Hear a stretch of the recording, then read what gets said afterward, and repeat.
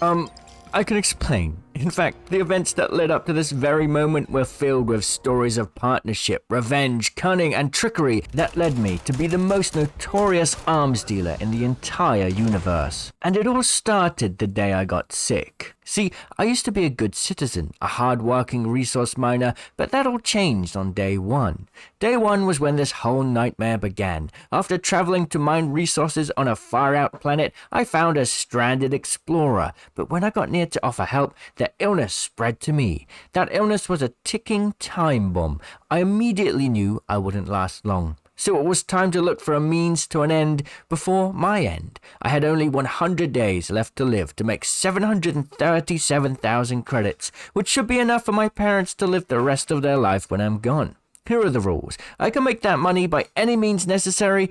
Yep, we're Breaking Bad, but I cannot get arrested or caught by any security. We wouldn't want my poor parents to know the true origin of all this money, and no exploits or outpost resource farming are allowed as the main income. We're starting off straight out of New Atlantis, level 5, with practically nothing on me except these dashing clothes and a companion who's willing to stoop to any level to make a bit of cash. On day 2, I traveled to Neon City as I heard it was a place bustling with high spenders. As I entered, I saw a man being bullied by security.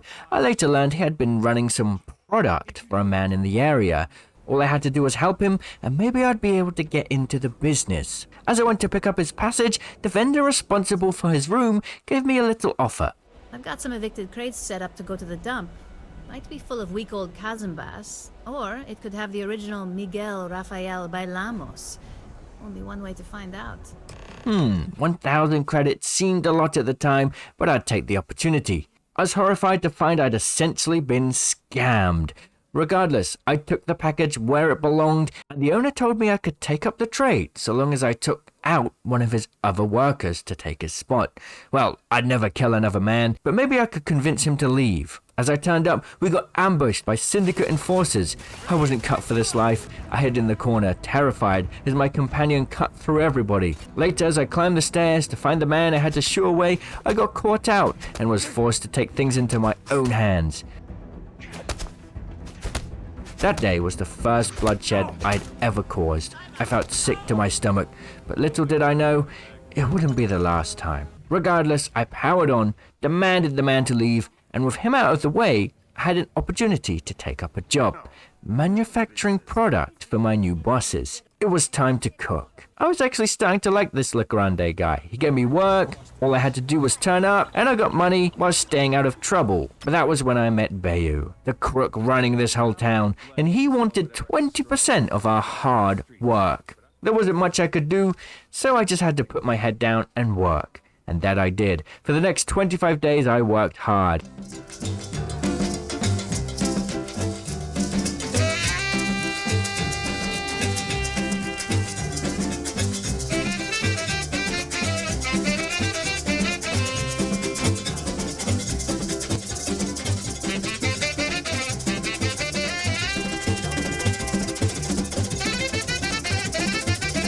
Now, on day 27, I hit a wall. Some beggar found the package before I could, and she wouldn't budge. Maybe I was too soft for this world. At least Le Grande was understanding. It happens. It happens. Hopefully next package goes well. But after all that work, I took a look at how much I had made. 84,000 credits. 25 days of work for 84,000. I was only bringing in 3,200 per day. Bayou's cut and Valentina's poor pay was causing this to be so much slower than I had anticipated. This was not going to work out. The city was walking all over me. So I invested in a little something, and it was time to take control. Firstly, I wanted those 1,000 credits back from that scammer. But when I approached her, she acted like nothing happened.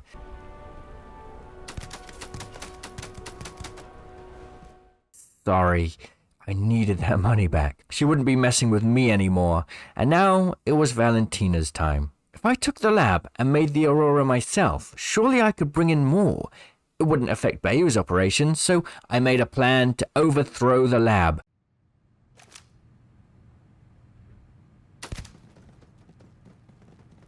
It went better than expected, so once again, it was time to cook.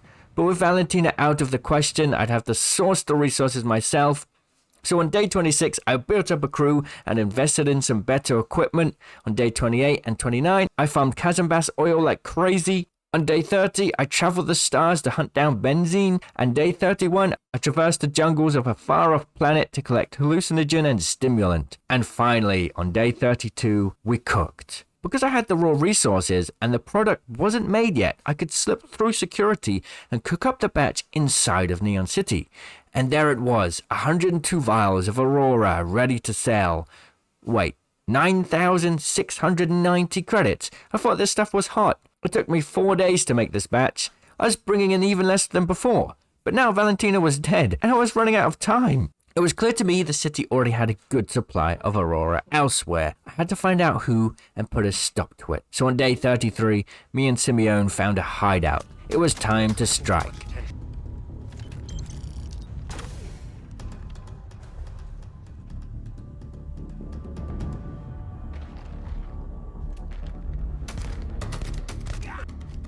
Things turned around fast. It was a bloodbath. With our backs against the wall, we had no choice but to fight our way through, making sure to pick up any valuables along the way.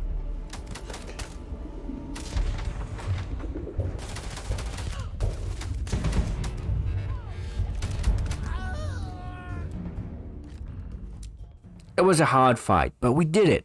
Me and Simeone survived. These guys were out of the picture, and we had bags full of goods and weapons to sell off. We made 12,000 credits that day. We hit the jackpot. With the Aurora market locked down, it made no sense to sell it for pennies, but if we could get into the arms market, we'd be rich in no time. So after resting up, day 34 was like a new lease of life for me. If we could hit all the criminal spots across the universe, we'd be rolling in cash. People would know me as the universe's biggest arms dealer. So for the next 30 days, we hit every pirate cave, syndicate lair, and criminal den, and we hit them hard, walking out with bags of guns and a few scratches here and there.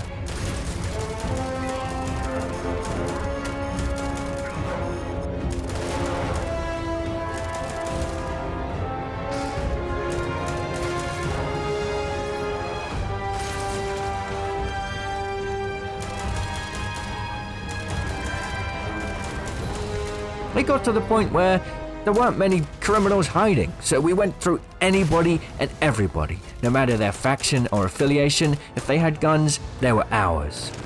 And there it was, by day 65, everybody feared and respected us, and we finally reached our target, 737,000 credits. But it wasn't just about the money anymore, it was about the legacy. Everybody knew my name, the universe's most notorious arms dealer. But we were hearing of a pirate king held up in a very distant planet.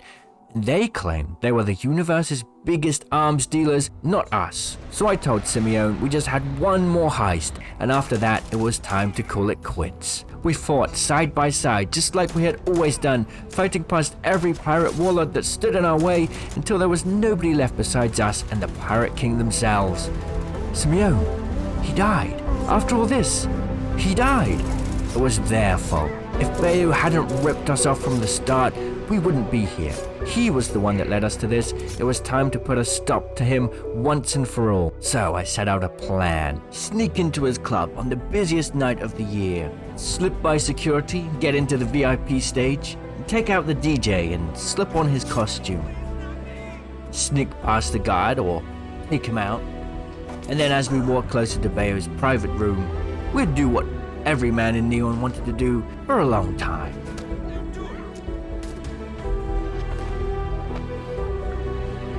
And as I walked out of the club with no witnesses in sight, I was finally a free man. But that was when it caught up to me.